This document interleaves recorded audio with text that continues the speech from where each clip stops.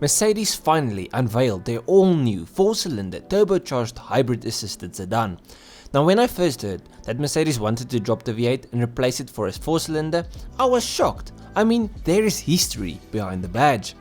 The number traces its roots back to the 6.3 litre capacity of Mercedes-Benz's first ever V8, the M100, that powered one of the company's greatest cars of all time, the legendary 600 limousine. Now in 2006, Mercedes used the badge again on their C63, which was powered by a 6.2 litre V8. Yes, it was only a 6.2, but the badge was used on the car as a nod to the old M100. Now after 2006, AMG has used the 63 badge on all V8 powered AMG models, except for the AMG GT. But now the new C63 will keep the 6.3 badge and will be powered by a 2.0, which is a little silly. But maybe I'm wrong. While the new 2 litre is much smaller in terms of size, it makes up for it in terms of power. This all new hybrid system destroys the outgoing version. You see, the previous C63 AMG made 503 horsepower and 700 Nm of torque out of a hand-built twin-turbo 4 litre V8 engine, which really isn't bad, but this new one is just on another level. The new C63 SE utilizes the 4-cylinder plug-in hybrid powertrain to produce 671 horsepower and 1020 Nm of torque. That's crazy numbers.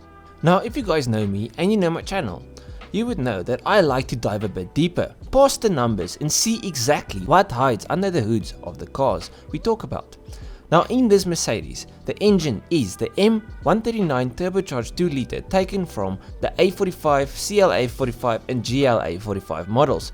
But Mercedes went all out with this motor, adding Formula 1 technology. You see, they added a high voltage electrically assisted turbocharger, which basically eliminates lag and pushes the total power output of this small 2 litre to 469 horsepower, which makes this engine the most powerful 4-cylinder production engine on the planet. Now, to give you an idea of exactly how crazy this is, the 2022 BMW M3 makes 473 horsepower out of a twin turbo straight 6, so it makes just 4 horsepower more than a 4-cylinder. But then Mercedes was like, 470 horsepower, that's not quite enough. So they mated the engine with the P3 hybrid system that we know from the GT63 SE performance, with a rear mounted electric motor that operates through a 2-speed transmission. Now this electric engine's max power output is 201 horsepower, which is available via a boost function that can operate for 10 seconds at a time, while the continuous horsepower number is 94. So 560 horsepower all the time, and when you activate the boost function you raise it to 671 for 10 seconds. Now this is a little cheeky because technically the car only makes 560 horsepower, not 670. The 670 is only for small increments of time.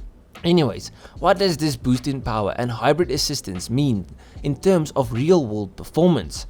Well, the car has a claimed 0 to 60 of 3.3 seconds and she will go on to a limited top speed of 155 miles per hour, which is slower than the M3. But why? Well, the new C63 is quite a heavy girl, tipping the scales at 4,654 pounds or 2.1 tons.